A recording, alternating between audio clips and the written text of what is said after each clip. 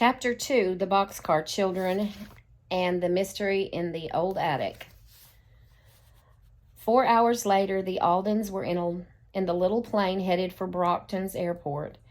Benny and Jessie could not stop looking out the window. All they could see were pine trees that stretched for miles before ending at the shores of a big blue body of water. "That must be Lake Superior," said Benny. Grandfather nodded.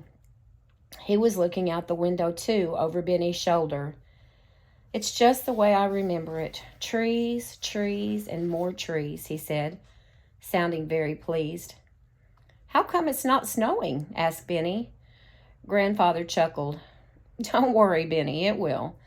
There's usually snow on the ground 5 months of the year up here, from November to April." It was late afternoon when Grandfather's rental car pulled into the circular driveway in front of Aunt Sophie's mansion. Sagging steps led up to a wide porch that went all around the mansion. Painted a mustard yellow with white trim, the house had big dormer windows, 2 towers, 8 chimneys, and a big brass knocker on the front door. "Wow," said Benny, bounding up the steps. "I have never seen a house like this. Can I have one of the tower rooms?" Grandfather shook his head. "The top floor of the house is rented. When Aunt Sophie grew older, the house became too much for her, so she converted the top floor into apartments." "Oh," said Benny, "the renters have the tower rooms?" Grandfather nodded. "But you will have your choice of bedrooms. As I remember, there are at least 5 on the second floor."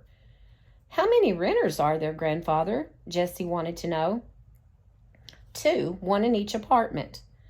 "Nothing about this house looks little," said Henry, shaking his head. "Look at those big trees in back." He pointed to some massive oaks. Grandfather turned his key in the lock. "Let's go inside now." The wooden door creaked open. The Aldens walked through a large parlor, then into the biggest living room the children had ever seen. A large crystal chandelier hung from the ceiling. Oriental rugs covered the parquet floors. A grand piano stood near the bay window, and scattered around the room were overstuffed armchairs, comfortable couches, and antique tables and chairs. "Look at that fireplace," said Benny. "It's big enough for me to sit in." "I wouldn't try that," said a strange voice. The Aldens whirled around to face a middle-aged, balding man with a mustache and glasses. The man introduced himself to Grandfather. "Hello, I'm Professor Francis Schmidt. I live upstairs on the 3rd floor." "Oh, yes," said Grandfather, shaking the man's hand. "You teach history at the local college. Aunt Sophie told me about you." The professor nodded a little sadly.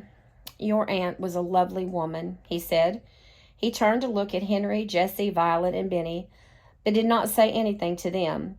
He looked only at Grandfather when he spoke. "So how long will you be staying?" he asked. "Long enough to clean up the house a bit in order to sell it," answered Grandfather. "I was afraid you might sell this old house, but I don't blame you. It would be a lot to take care of, especially when you don't live here." "Yes," agreed Grandfather. "I do hate to sell it, though. I have so many fond memories of all the times I spent here as a boy. The house is very much the way I remember it." The professor chuckled. "Your aunt was not one to change much. In all the years I've been renting, I've never even seen her move a stick of furniture from its usual place." "No, that was not Aunt Sophie's way," said Grandfather. "She wanted the house to stay the same. After all, it was the house she had lived in most of her life." "Well, if you'll excuse me, I must go back to grading papers," the professor said. "I have my own entrance to the house. I will not be disturbing you. I just came in to introduce myself when I heard your voices." "It was good to meet you," said Grandfather. The professor turned to look pointedly at Benny. He cleared his throat before speaking. "I often work at home." The professor paused for effect. "So I do hope you children will not be too noisy. I do not wish to be disturbed when I am doing my research.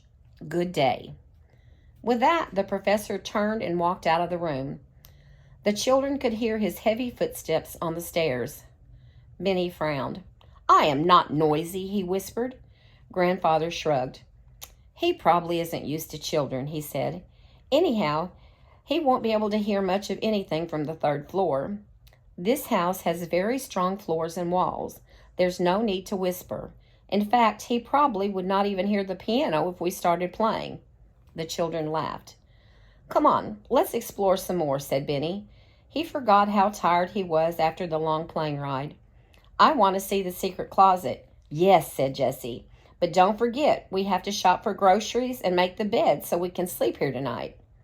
I know, said Benny, as he rushed across the room. The others followed him into a long dining room. A table with 12 chairs around it took up most of the room. Who are those portraits of? Asked Henry, pointing to the oil paintings of a man and a woman that hung above the long table. The Taylors, Grandfather said. They are distant relatives of ours. In fact, they lived in the house before Aunt Sophie. Mrs. Taylor sure is pretty, said Violet. The young woman in the painting sat under a tree on a plaid blanket. She wore a long white lace dress with a high collar. Her blonde hair was tucked under a wide-brimmed straw hat. Yes, she was, Grandfather agreed. She died young, not long after that portrait was painted. Oh, how sad, said Violet. Let's not think about that, said Henry. There's a lot more to explore. Indeed there was. The house had a ballroom, an enormous kitchen with a pantry, a library, and 6 bedrooms on the second floor. Why do all the bedrooms have fireplaces? Benny wanted to know. Well, the house was built in the days before central heat, answered Grandfather. They needed fireplaces to heat the rooms. Benny and Henry decided to share a big bedroom with a window seat. Jessie and Violet picked the one with the big 4-poster bed in it. Grandfather chose the little bedroom that he had slept in as a boy. The Aldens were very busy. Henry and Benny unloaded the car and brought in all the bags. Jessie and Violet found sheets and towels in the big closet near the kitchen and began to make the beds.